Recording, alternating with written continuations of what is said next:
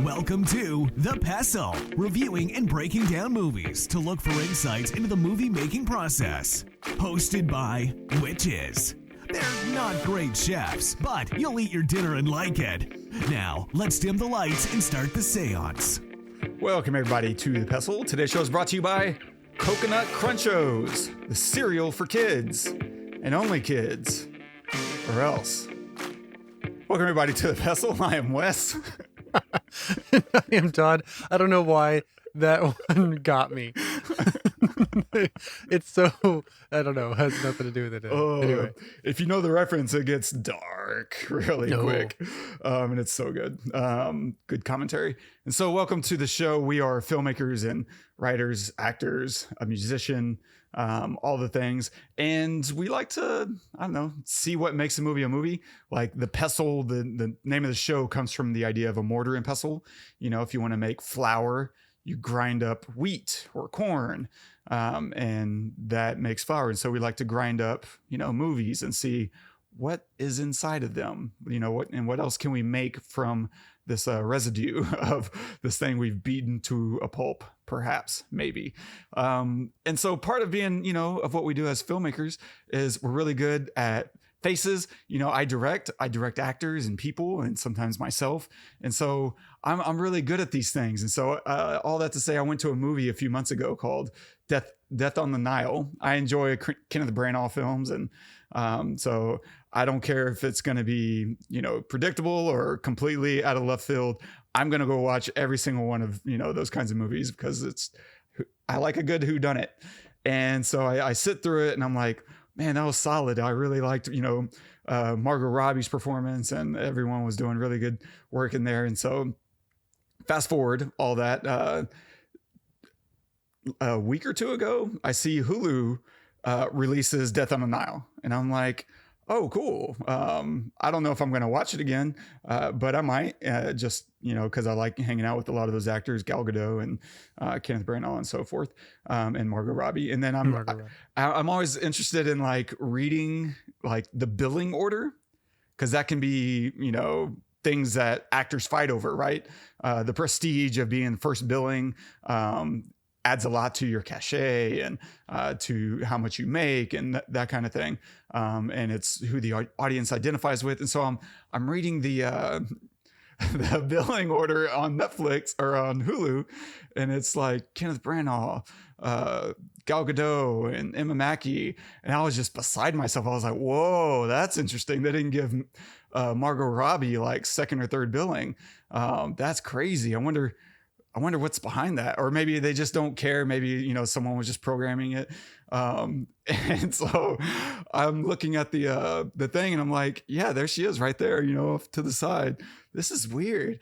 And so I start to slowly say, wait, Emma Mackey was in this? Because I like Emma Mackey. I like Sex Education on Netflix, and she's one of the reasons I watch it. I think she's phenomenal. Her and Asa Butterfield, you know, have a lot of great chemistry. And I start wondering, like, who was she in this film? Wait. And I rush over to IMDb and I realize I sat through this 2-hour plus film thinking I was watching Margot Robbie. And it was Emma Mackey the whole time. That's amazing. That's how bad I am with faces. And there was this joke you were going to make at my expense, and it would have been a great joke. Last week, I was making this commentary like you uproot yourself into another culture, and it can be hard to identify faces. Like if you and I were to go over to, you know, Japan, right? Suddenly, two things are happening at once. One, all the Japanese people are mistaking you and I because we're 6-foot white boys with brown hair, and we're also struggling to remember who's who, because we're not, you know, as good at recognizing the subtleties of those facial features. And so and that's going to be with everyone. I have such a harder time though. And you were going to make this joke about, yeah, well, you're really out of luck because I can't even tell white people apart. Like, how screwed am I with the rest of society? Oh, yeah. Fantastic. So that was a really fun moment of just realizing I literally sat through 2 hours thinking I was watching one of the most beautiful and recognizable people on the planet.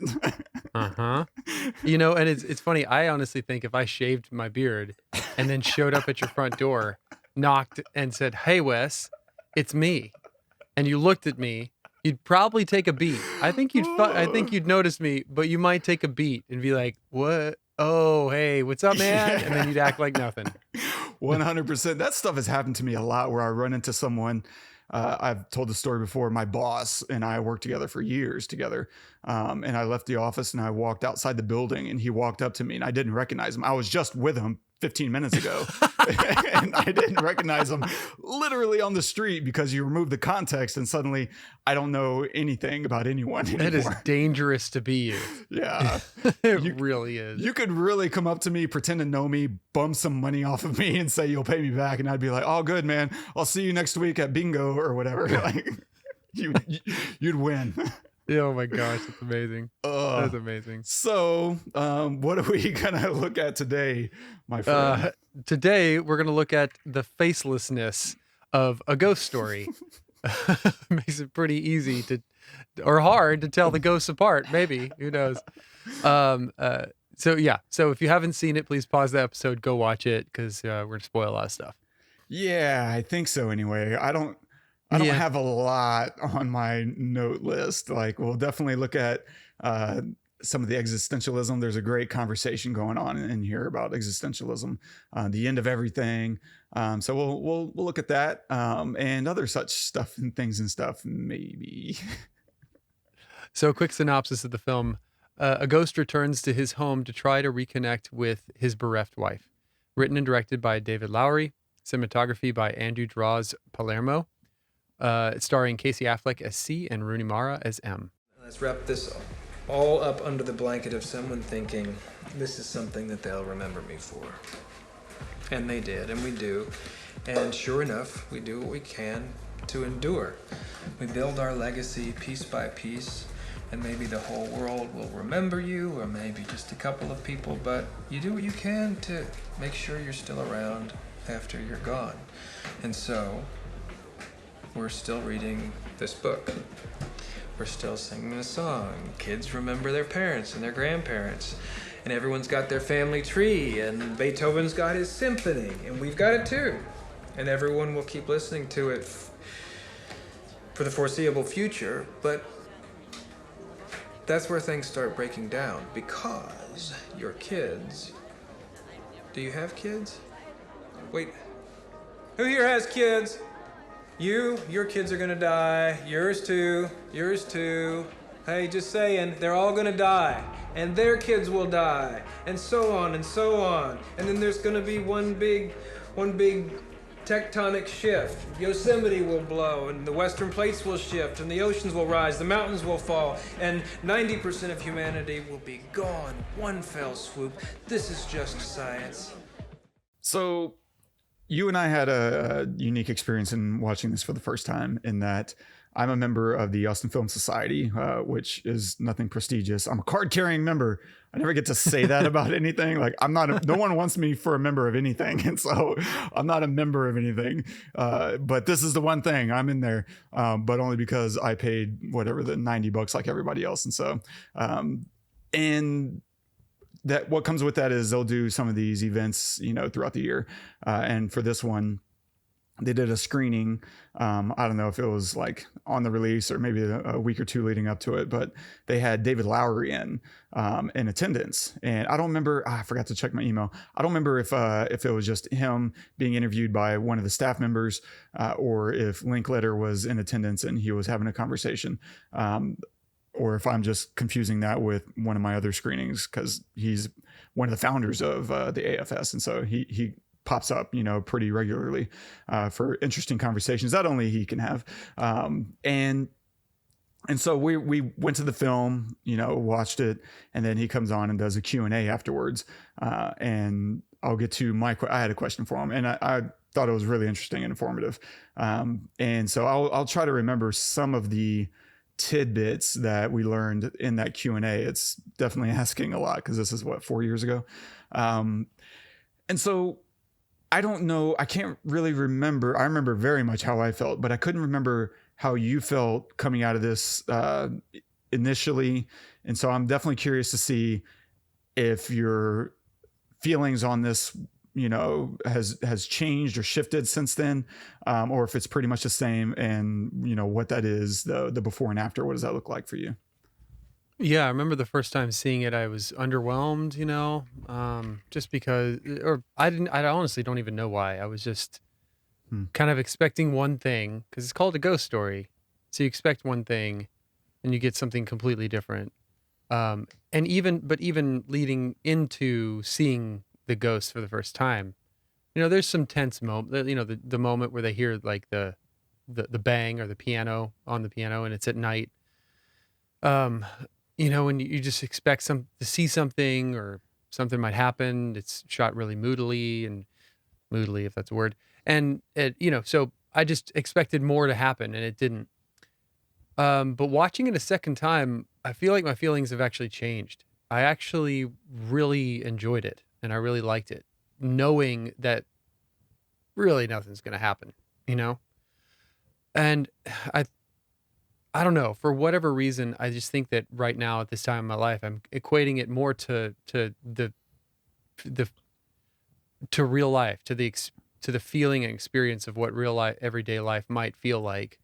I'm not even talking about as a ghost. I'm talking about just in general, the way they shoot things, like her dragging the chest out of the house onto the sidewalk.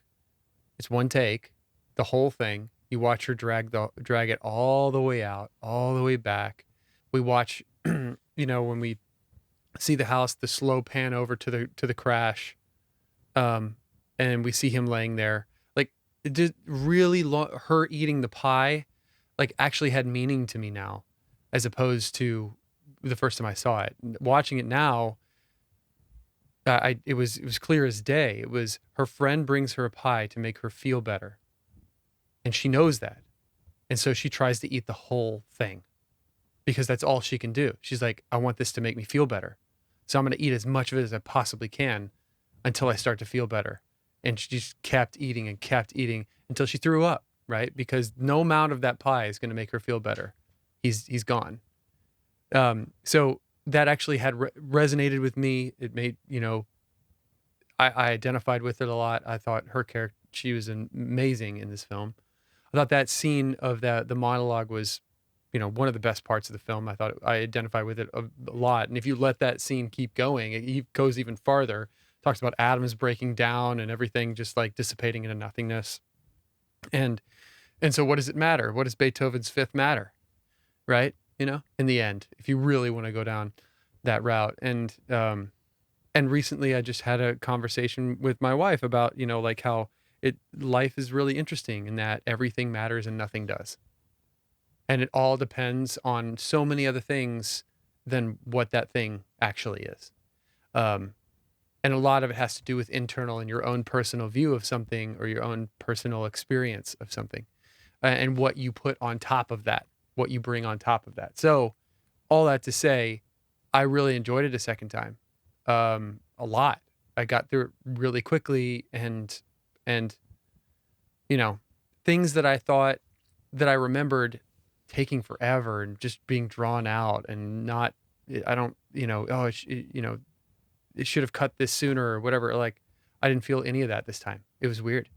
The scene where, he's dead laying on the table. She's in there. She says goodbye, puts this sheet over him. And then we sit there for a good solid minute, maybe 90 seconds. I don't know. We're just sitting there. 60 seconds. Yeah. 60 seconds. Yeah. Good solid minute. And then he sits up. I remember that moment in the theater 4 or 5 years ago, whenever I was there with you, thinking, whoa. And, questioning, is he actually dead? Is he alive? Is he going to take the sheet off?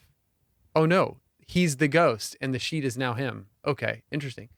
So it was just an interesting take on a ghost, right? Why not put a sheet over him? I don't know. Especially if he's not trying to be scary or anything for the most part. Anyway, I just identified with it more. I saw more meaning in it this time than last time. And I think that also has a lot to do with what I brought to it as a viewer. I think I'm in a much different place than I was 4 or 5 years ago when we saw it. And so I'm bringing something else to it. And so I experience it differently. Was there anything else, throughout the film that, there's all these sequences, whether we're, jumping off the building or just observing a new family taking over your space. And was there any of these other moments that kind of, one of the things that he talked about, David Lowery in the Q&A that I remember, is he's a fan of these long moments where you find yourself watching with, great intensity, and then you stay there so long that you drift away, and you're staying there so long that you then come back, right? It's like he loves this kind of this creation of your own moments by just sitting with this thing, and how you come and go from those moments. And so I'm wondering if any of these other moments, are you having any other, I don't know, thoughts or anything that you can recall? I don't, you don't need to fabricate anything for me, but was there any of these other moments that you just found yourself going into interesting spaces? I mean, definitely that's a great question. For me, definitely the scene of him on the table before he sits up. I feel like that's one, except for the pie eating shot. I feel like that's the second longest shot. I mean, it's an 8-minute scene. Yeah. I mean, it's broken up into 2 shots, but yeah. Right.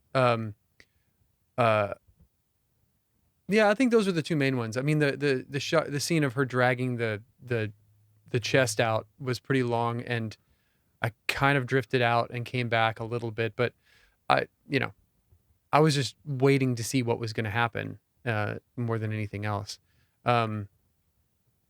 But really the only scene where I can viscerally say, yes, that happened to me, was the scene in the hospital of him sitting up. That one, I definitely drifted off. I was like, I know something's happening. And then I remembered in my head that he's going to sit up. So I was waiting for him to sit up, and he didn't forever. And I drifted away, and then I came back, and I was like, okay, it's gotta be soon. Okay, there it is. Okay. But the other shots, I didn't really feel that, because there was always something happening. Even the scene of her eating the pie, the super long scene. It was her. I could watch her on a screen for 20 minutes just eating a pie and not drift away. Rooney Mara is awesome. So yeah, that's the only one I remember. What about you? I struggle really, really badly to connect with this one. Okay. I basically hated it the first time, and I would say it got worse for me the second, and I tried it again a third time. I was like, okay, now that I've done it again, let me just really sit and grab my notepad, and usually whenever I'm doing that, I focus so much, more closely, and I'm able to connect a lot of dots, or at least, and it's so frustrating because there's just no dots to really connect. I mean, the things that are happening are right there on the surface, and any additional meaning I think you want to put into it is great. That's there. Like, I love your reading of the pie scene. I think you're right. I don't know that it takes 8 minutes to get me there.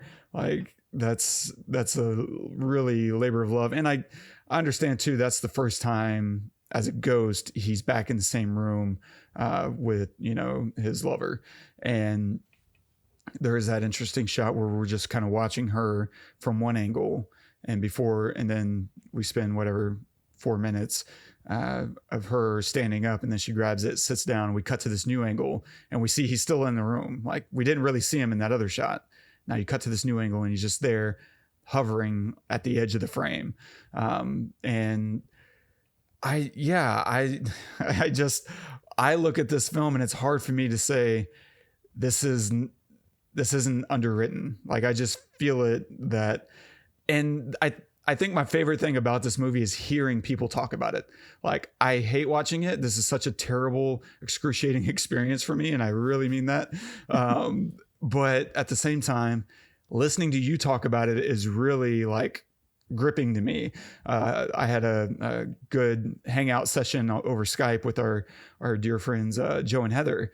And I brought up, hey, we're about to do a ghost story. And Joe immediately just kind of kicked off. He's like, man, there's just these interesting moments. And I remember feeling X, Y, and Z. And I was like, no, go on, please. And hearing him talk about it and those moments that he did connect with was really interesting. And I think that's probably the best that you can do with this film is if you're connecting with it, share those experiences, because this is a very divisive movie. I don't know that you can just sit in the middle of this movie. Like you probably are going to really appreciate it for what it's doing, or you're really going to loathe it for everything it's not doing. And that's where I'm at. I can't stand it for all the things that it's not trying to do. Because if you tighten up this edit at all, you suddenly have, a 25, 30 minute short film. And it just feels like this is a 20-minute short film that got stretched into 90. And I feel that in my bones when I'm watching it. And it's not to say that there aren't interesting things. And that's the frustrating part, is that there are interesting things. There's interesting ideas. That conversation is incredible. Like that guy talking, I feel like someone, grabbed our brains and just scribbled out things that we think about, and put it in this great poetic and absurd guy. Like he's such a ridiculous dude, and and I love the way they cast it, and I love his performance, and I love his wardrobe, and I love the setting. That's just an excellent moment, and it just, for me, doubles down on my problem with the film, in that he's capable. He can write incredible stuff. He has incredible ideas. It just feels like he doesn't want to push it. And to me, it just looks like laziness. Whenever I'm thinking about what it could have been, or all the other things, it just feels like, instead of doing that, I'm just, I don't know, going to punish the audience. I don't know. But there are so many people who love this film. And so I can't say that I'm right. I don't think that I'm right. This is just how I feel, as someone trying to appreciate and watch an art house film. And I love films that aren't in a rush and that don't really go anywhere.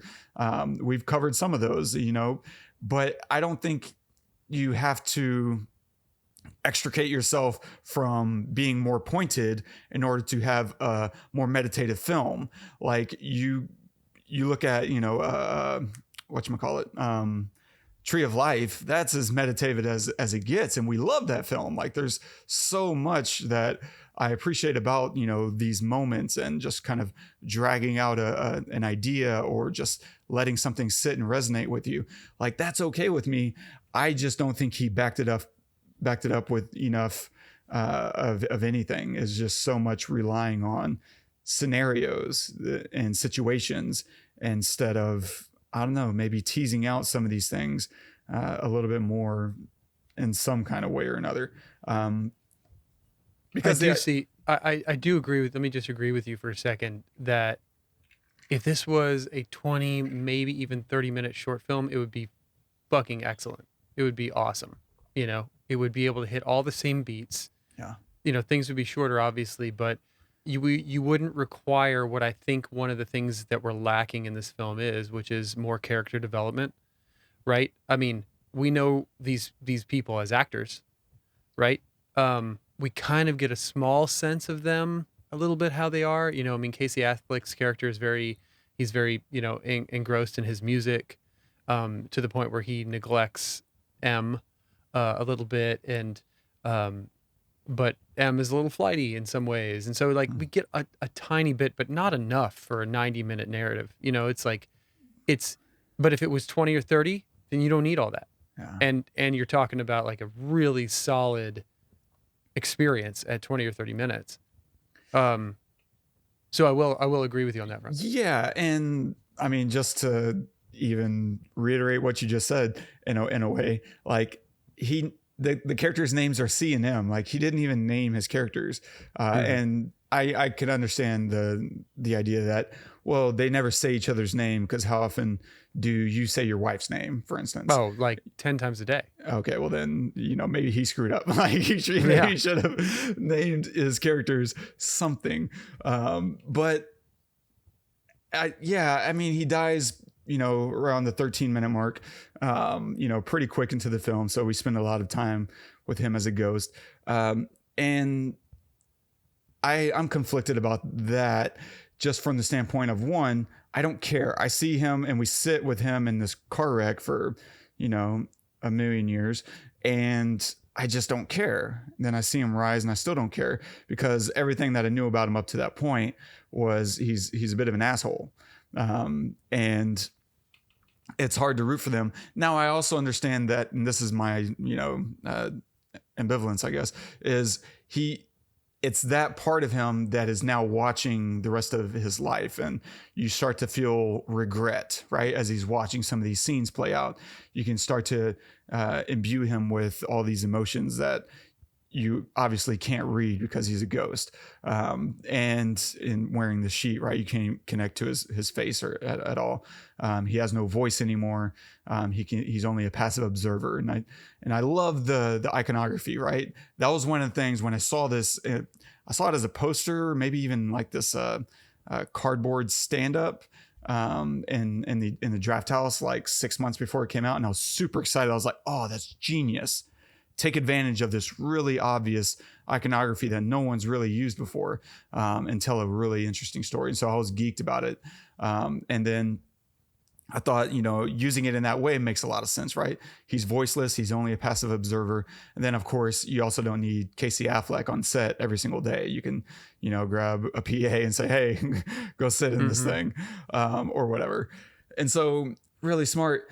It's just so frustrating because, and then, so you're frustrated with him, and then watching him kind of watch from afar, and he's scratching at the note. And yeah, I just feel very, very mixed because when it does grab me, I'm like, yes, let me. And then it just stretches everything too long that I never get a chance to build on an emotion. I always feel like I'm left, with music to fill in, to substitute for dialogue, and music to substitute for, any emotional or situational thing that can, create and contextualize an emotion.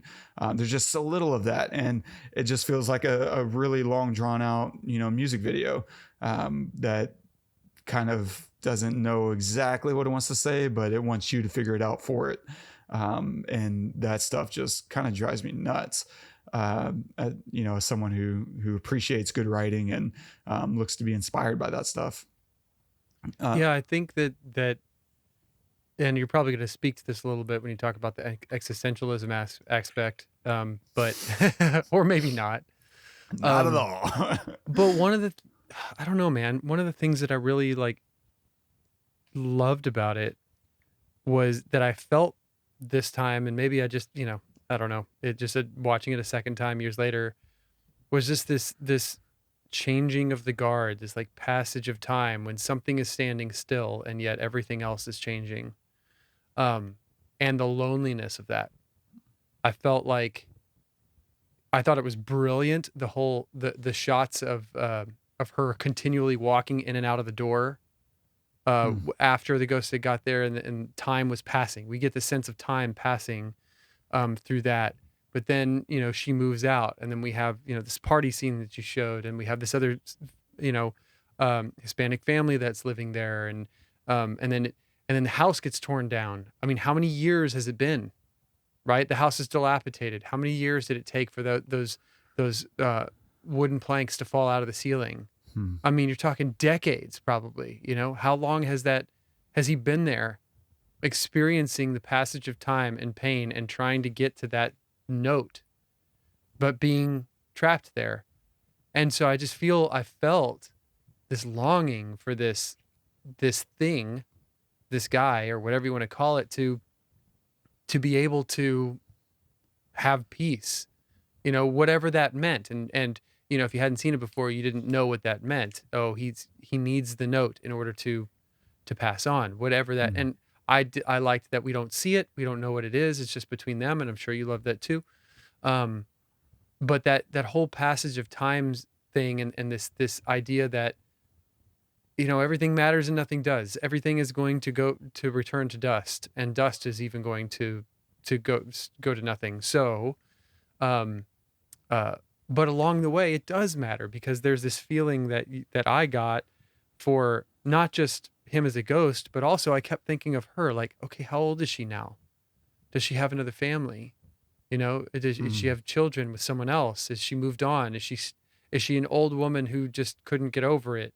Where is she living? Did she move out of state? Is she, overseas? Like whatever. What is she doing for a living? Is she happy?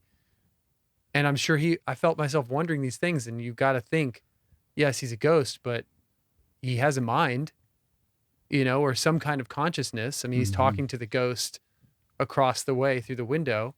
So he can obviously tap into some kind of vocabulary and communication skill.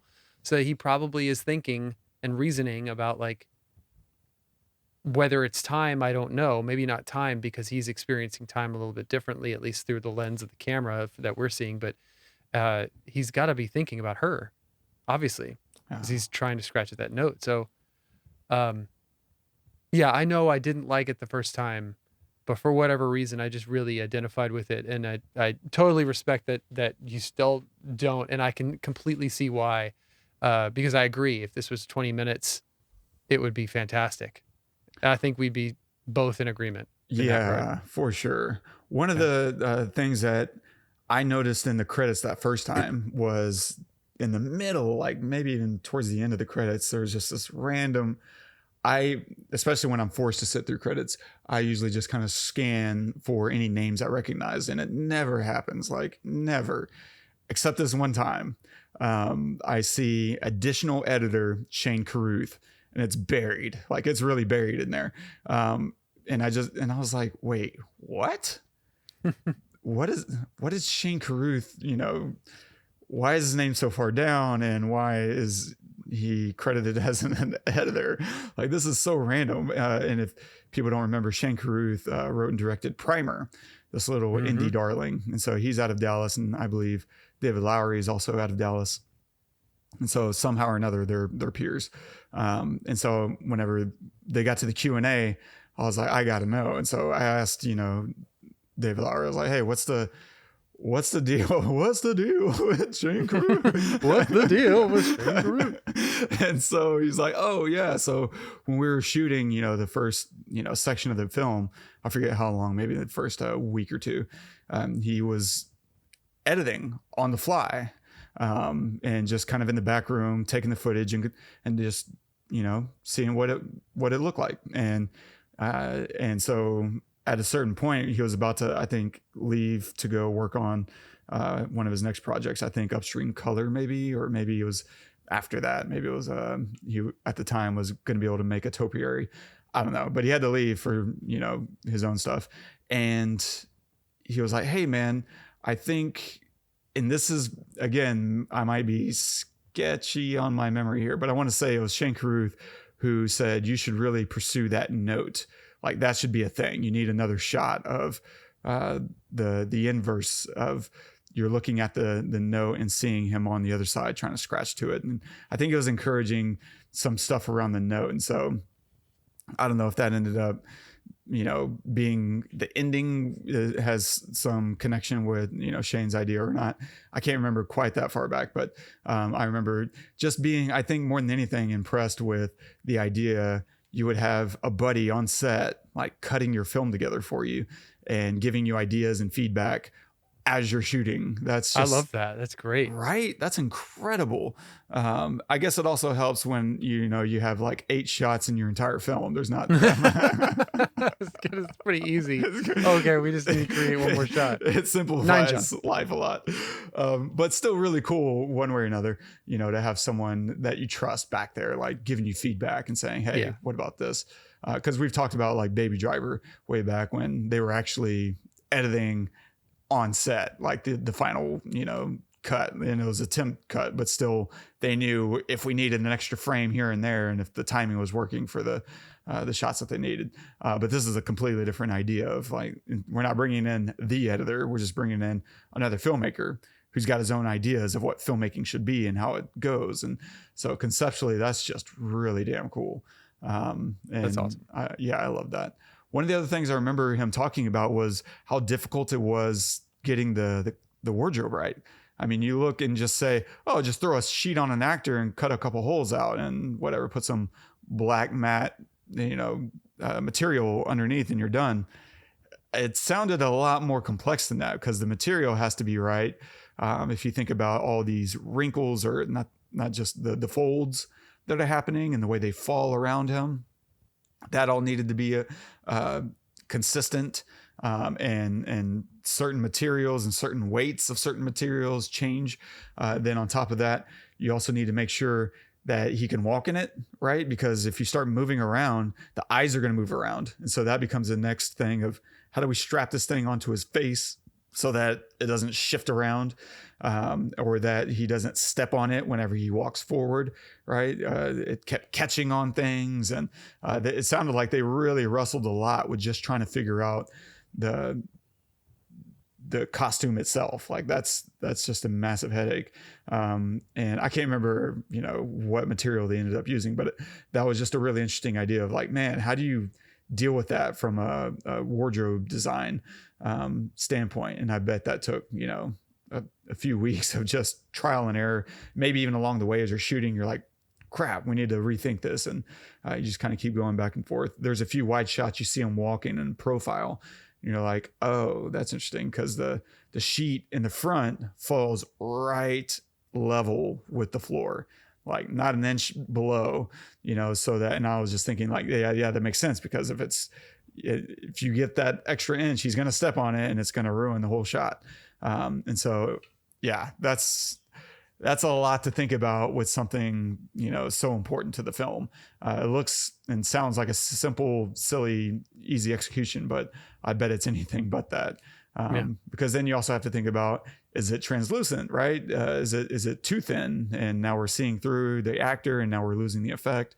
There's just a lot of things to kind of chew on with that. It's also interesting that like I found myself assigning feelings and emotions to this emotionless, never changing face, but there were shots like when she was like kissing the guy goodnight, where I felt like I could see him get angry, before he did. Right. Or like, if he can't get to the note or something, or when she's leaving and he's staring at her through the window, I felt him be sad. I felt like I was feeling that. And, obviously they didn't change the face, like it's this, I mean, I don't think they changed the face. Maybe it was like a wrinkle here is different than a wrinkle there. Or maybe the eyes slightly slightly oval. narrow, or like wider. Or, I don't know. Maybe they had a sad sheet and a happy sheet, and they were picking and choosing depending on the scene. But I found myself assigning feelings and emotions to this thing, and so that, and that was one of the reasons I liked it. It's kind of like reading a book where, the book doesn't necessarily tell you how to feel like a movie does. So it felt a little bit more like that, but like I was in control. But I agree. And you get those emotions because he wrote a really good contextual scene, right? Like, she's dating now, and now we're watching him watch her date.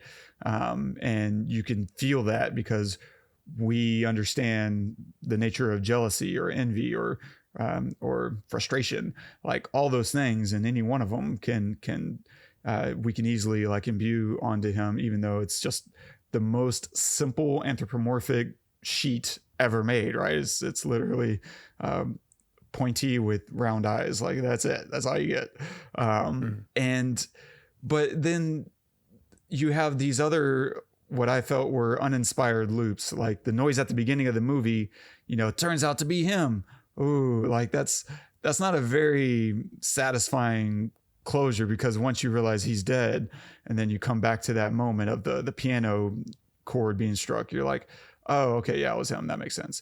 Like there's nothing particularly satisfying about that kind of moment, as opposed to, I will say there were like, I want to say two moments that really, the first time we watched it, hit me pretty well, which is the building where he jumps off. And that's an interesting scene too, because someone else in the audience asked him about Weta at the end of the film. Weta has a credit, and they were like, did you get Weta for it to work on this no budget film? And he's like, yeah, so I had made some friends over there after making Pete's Dragon, right? And then I came to them and was like, hey, could y'all help me? I need a shot. And I don't know any other way to get it. And so, I think there was some people in their downtime, helped them out with the shot, and in return, Weta allowed them to use some of their resources. Maybe there was some payment. I don't know exactly what was traded or not traded, but he did get to use, some of their resources and their artists, and in return they got a credit. And I don't know. I think that's really cool that, some people in the VFX industry will do that. Like, hey, we like you. We like what you're trying to do here. I can throw, 20, 30 hours, or in their case, maybe 100 hours. I have no idea. In my downtime, right? I will go home and work on this for you because I'm passionate about what I do and I love what I do. And it's nice to be a part of something like this. And that's really cool. So, but even in the film, that moment happens and I'm like, oh, wow. Like, what now? What next? Right. And then we kind of get into this moment that the hipster at the party was talking about, with kind of the heat death and rebirth of the universe. And so, the great crunch happens, maybe, probably, who knows? They don't really spell it out, but it's enough for you to fill in the blanks. And he restarts, right? We go back to where that house was, 600 years ago or whatever. And people trying to settle the land and dying. And then the other moment that hit me, but just the fall really was a good rush of emotion, and just beautifully done. And then the other moment was the first time I see him read the note. There's a nice little musical build up for that moment, and he opens the note, and then I didn't expect him to just vanish that way, even though they set it up really nicely with that other person who left without getting what they wanted. It felt like they left defeated, whereas he, at the beginning of the film, ignored the tunnel of light. Right, he's in the hospital. He goes down the corridor and the tunnel of light opens and he just looks at it and then it closes. Like, okay, you're not ready to go. And so he takes a left and goes on about his life. And then at the end, he gets his closure, the thing he needed. And that felt good. That felt like, oh, wow, that was a beautiful moment. I don't know that I would want to sit 90 minutes, for that one small fleeting moment, but it did hit me. It didn't hit me the second or third viewing though, which sucked because I was hoping it would. I love re-experiencing a really good moment and having it hit the same way that you experienced the first time. Man, that's a really cool feeling. That's what I feel every time I watch Warrior. It's going to hit me every single time. And that's a beautiful feeling. But yeah, so my question, one of my questions to you is, if that's the life of a ghost and you're now going to be a ghost under these circumstances, would you be okay with that? Does that work for you? With being a ghost? Yeah, if this is how it's going to be a ghost, would you be okay living like that? No, sounds awful. Watch my wife marry some other guy, or move on, and my kids grow up and then die. No, I don't want that. Not at all. Just get me out of here. I don't want to watch it. Yeah. Just let it happen. Fair enough. I guess the other, I don't know, you? I don't know. I mean, some of it's kind of interesting. I like the idea. I mean, that part new, but the rest of it isn't so bad when I think about, watching time go by and how things progress and seeing the future, seeing the past. Even though he does feel lost, you get that feeling of he doesn't know who he is or where he is and what's happening. He just kind of is stumbling along. That there's a certain frightening aspect to that, I guess. But there's also a really, I don't know, nice feeling about just seeing how things were and how things will be, and just being a passive observer. I don't know. There's something mildly soothing about that, I think. Yeah, I mean, that sounds soothing to me, but I feel like unless I know what the passage of time is going to feel like, because to us as the viewer of this film, the passage of time can be very quick or it can be very long, right? We can sit there for 8 minutes with Rooney Mara while she eats a pie, or we can experience, a decade in 5 seconds. And if that's what it's like, well, maybe possibly, just because, I know I'm not going to sit there for 100 years while this house just falls apart around me. I'm going to be able to, I don't know, move through it at my own will, essentially. But I don't think he has the ability to do that. I think he's really literally experiencing every moment. And because he doesn't have, a brain in the way that we do, he doesn't go insane with boredom, maybe. And he just kind of like is time, in a way. Yeah. And yeah, I don't know. It's not something that I would be into. Oh no. Yeah. I mean, but also, I was just thinking of the moment you said of when he just stared at the light at the door and he let it close. And I remember thinking, well, if that was me, I'd probably wonder what that was, but they didn't really give that a whole lot of time. In the film. In the film, I mean, it's open for maybe 5 seconds before it closes. And so it kind of doesn't, unless he's communicating silently like he communicated with the ghost in the other house, we're never told that he said no to it. It just, he's looking at it and he doesn't have a chance to really like take a step forward even. It just kind of is open and then it closes. So, and I was sitting there thinking, would I choose the light that quickly? I don't know. Because it's not so easy. It's easy to leave, things behind, but it's not so easy to leave people. And so, it would be kind of difficult to make that decision in a split second to leave, Maybe that's like God's final act of being an asshole. It's just like, hey, you want to come live forever? No. Nope. Yoink. he rips it away. Maybe. I mean, he is like a kid on a hill on an anthill with a magnifying glass, right? I think so. Yeah, he's playing around. So I guess my last question is, what did you feel that whole conversation at the party?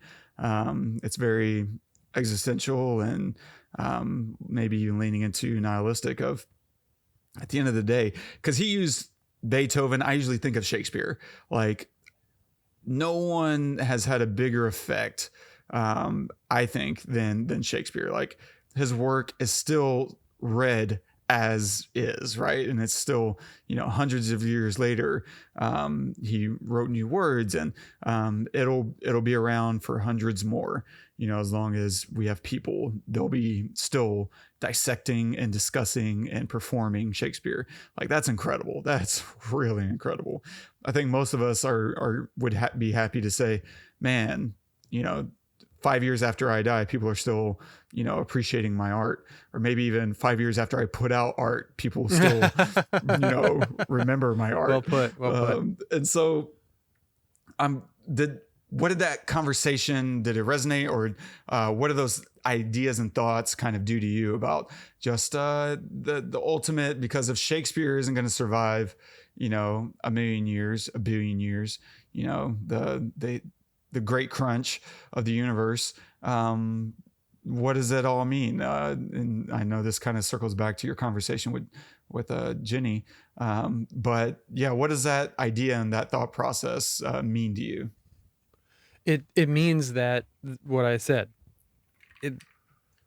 that I kind of like honestly live by it, that it all matters and it doesn't. And it really depends on how you want to see a certain scenario and how it benefits, how it moves you forward. I'll say how it moves you forward, because it's a dangerous thing to live by what that guy was saying. It's important to acknowledge the truth of it, right? To understand that what he's saying is not wrong. It's absolutely true, and it's going to happen. So you worrying about your taxes should only bother you so much, right? It bothers you, but it should only bother you so much. And I say that because, but I also say that it's dangerous because you can go down this road of like, it doesn't matter. Right? Which is absolutely not true. Does it matter if you love your kids? or if you love your friends or your family. And if you believe what this guy says at wholly 100%, no, it doesn't. They don't matter, right? But that's dangerous because they do matter. They absolutely matter. And how you treat them matters. Not just to them, but to you, to the people around you, to your certain circumstances, right? If you know, someone passes away that's very close to you and you have a chance to go to their funeral, does it matter? No, but yes, it does. Because then you get to say goodbye. You're like, it all matters, but it doesn't. And so I align with that to a point where it can calm me down about certain things that I shouldn't put so much weight on, but not so much that it actually brings me down. To stop creating, to stop, you know, trying to move forward, progressing, building myself into something better, right? Whatever that better might be. So it's a way to keep me balanced in saying these things.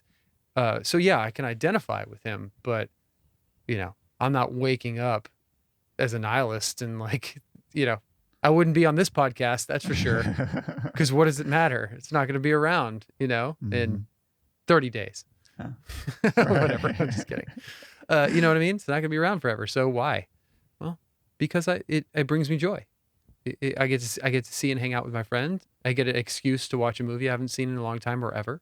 I have an excuse to talk about it, to talk about these things like this, and it brings me joy. That's why. And who cares if it's not going to be around in 100 years?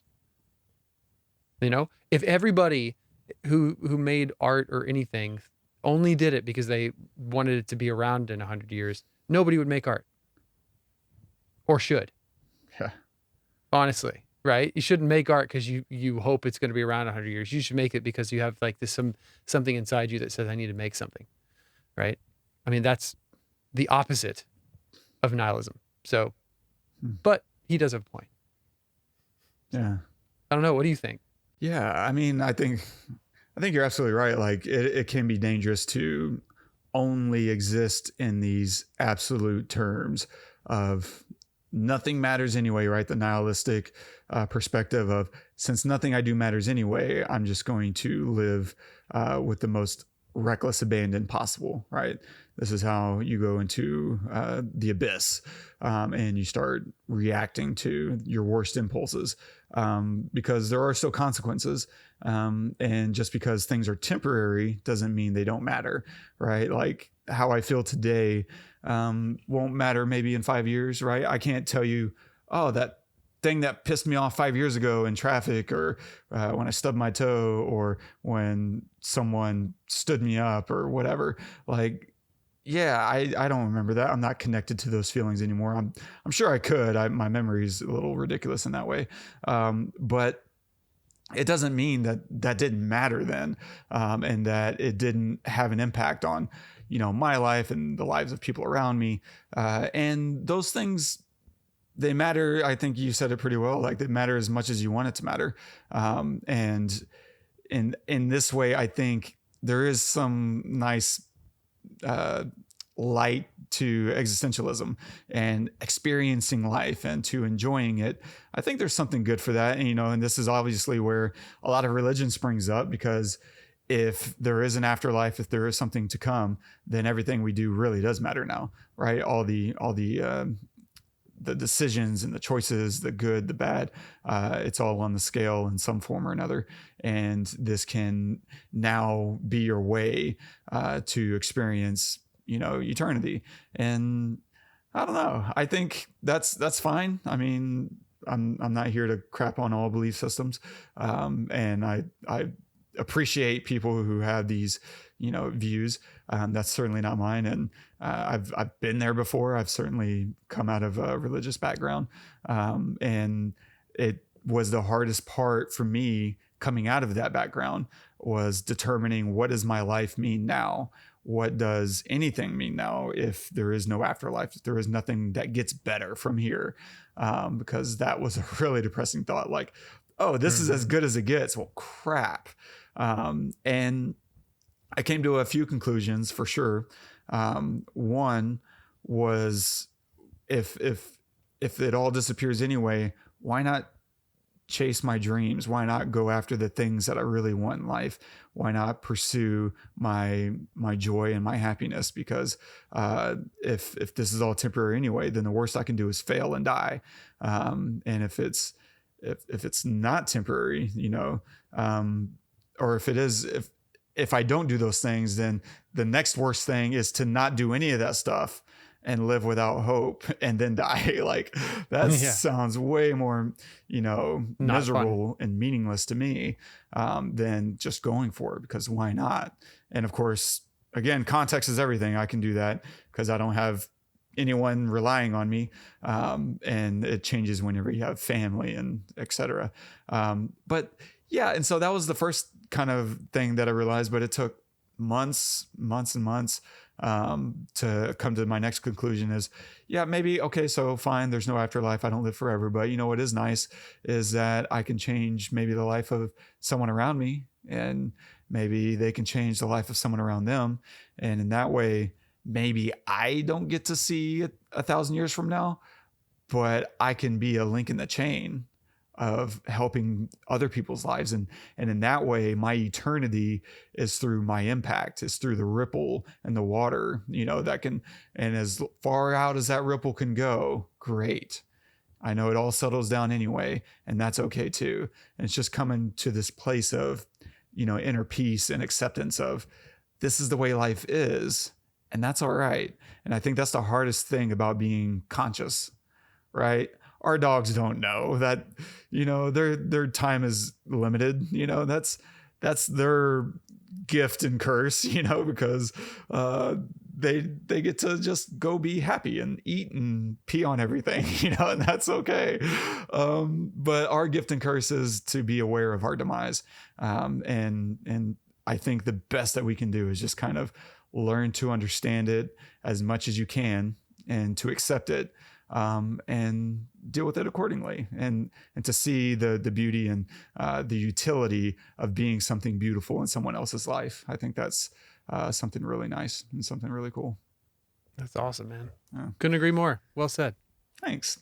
Any final thoughts about A Ghost Story? I tried to love on it as much as I could, despite my utter contempt for it. No, that was it. I think we both spoke our piece, and this is one of the only movies we disagree on. I think it's few, or just come at it from a different perspective. Yeah. I would have to really chew on it. I would say this might be our third. Yeah, our third. Chef, Endgame, and A Ghost Story, I think might be our three. I need to go back and watch Endgame again or listen to that episode. I don't even remember. It's been that long since I've watched it. But yeah, I still don't like Chef. So Jon Favreau's worst work. Oh, that's so good. And like my favorite thing he's ever done. That's so good. It's unbelievable. That is unreal how wrong your opinion is. So what are you going to recommend this week? I'm going to stick with the ghost theme and recommend, let me make sure that we haven't, we're good. I want to recommend Poltergeist from 1982, I think it was. And just a great ghost film, one of the greats of all time. They made 3 of them. And the really weird thing is that there was like a curse. There was considered a curse around them because like a cast member or crew member or something would die after each one. And then I think after the third one, was it the third one where the girl dies? The little girl passes away. And anyway, so, but the first one is the seminal one. So Poltergeist. Yeah, I'm going to also stick with the ghost theme. I'm going to recommend a little anime that I think a good chunk of our audience has probably seen. If not, I think most of our audience has heard of it. It's called Spirited Away. It's a Ghibli film. And I think more than anything, I think it's a film people have heard about and just never sat and watched because it's a cartoon. And so if that's you, if you're like, I don't know if I can really sit through, it's to me the antithesis, the antidote for A Ghost Story, in that, it's going to take you on a ride. It's going to be visually compelling. And yet there's a strong emotional undercurrent. And at the same time, it's not there to provide you answers. And so I think if you want to see my version of a ghost story that I think hits a lot of the same ideas, but takes it somewhere meaningful and worthwhile, I think Spirited Away is that version for me. And so, yeah, go watch that. I think it's streaming right now on HBO Max. I think they have a deal still in place with Ghibli, and well worth it. It's beautiful. I guarantee you will not regret it. Yeah. And so stay tuned next week. We didn't discuss it, but are you good with this? Yeah, we're gonna check out the new Robert Eggers film, The Northman, and see what that's about. Hopefully, good things. We don't know. Again, so this is April 11th is when we're recording. We usually record this about a week and a half in advance. And so whenever you said taxes, I looked and said, "Oh my God, it's 4 days from now." And so, yeah, or 3 days. I don't know. Whenever tax right stuff now happens. is when it matters. It Yeah. doesn't always not matter. Taxes matter, guys. Okay, I haven't done mine either, so yeah. That's fun. Yeah. If you're enjoying the show, don't forget, subscribe, drop us a review. I believe we've picked up 1 or 2 new listeners over on Amazon Music. We had a crazy spike for a few days. It's come back down. So whatever they did, No worries. They cut us out. So thanks and no thanks. But to Amazon, but to the listeners, welcome. And if you want to leave us a note on this episode, you can do that. I want to give a shout out to you. We did this episode. Hopefully we did some small justice to it. Again, let me reiterate, the thing that I love about this film is hearing other people's thoughts and feelings on it. And so if you want to drop us a note and tell us what you thought, you can do that at thepestlepodcast.com/a-ghost-story. And today we'll leave you with a quote of the day from Virginia Woolf. "The eyes of others are prisoners, their thoughts are cages." Where is that from? I don't remember. It's probably from one of her novels. I've only read one of her novels. So she was quoted at the beginning of this film with "Whatever hour you woke, there was a door shutting." And that was from one of her novels. And so I was just curious, to kind of peruse some of her quotes. And I came on that one. And I thought it was interesting because there's another way I think you can recontextualize this film from the standpoint of Rooney Mara. And so if you start thinking about her, and I think Virginia Woolf was making this in context of feminism, I would wager a guess, right? The eyes of others are prisons. Their thoughts are cages, in the sense that women, for much of our history, the overwhelming majority of it, really didn't have a lot of freedom. And they didn't have that freedom because of the men around them, and what they said that they should or shouldn't be based on the way they thought about gender roles and dynamics and et cetera, right? You couldn't buy land. You couldn't have your own money. And if you did, and then you got married, it was no longer yours, stuff like that. So I'm willing to bet it's probably, in context of something like that. But when reading it in the context of this film, it just made me think of, the ghost, C, was maybe holding M captive in some ways through his own reflection of his life. And so if you start thinking about that quote in terms of what is this impact on her that he's having, is he kind of caging her a little bit, and just his inability to let go. And he's still kind of living this asshole life, right? He's still kind of a jerk and still selfish and still only thinking about himself. And that's having a real, impact on her. I mean, definitely, and we can see it with, one of the times he actually interacts, or the times he interacts is never good. Yeah. With the real world is never good. It's, the piano where he's defeated and he knocks things off it. It's the picking up the mug and throwing it against the wall, and breaking stuff. And so, yeah, he's an asshole even in death for sure. Yeah. I get it, man. Great quote there. Thanks. Well, thank you guys so much for joining us. I had a great time. Yet chalk up for one more disagreement that Wes and I have. It's all right. It's got to happen. As Wes said, please subscribe, review us on iTunes, wherever you get your podcast, and share us with your friends. All of it helps. And let us know if there's an episode that you'd like to see us do, a film that you'd like to see us do. We love hearing from you. And in the comments, leave any kind of thoughts that you have about anything that we went over today. And until next time, I'm Todd. I'm Wes. Go watch the movies.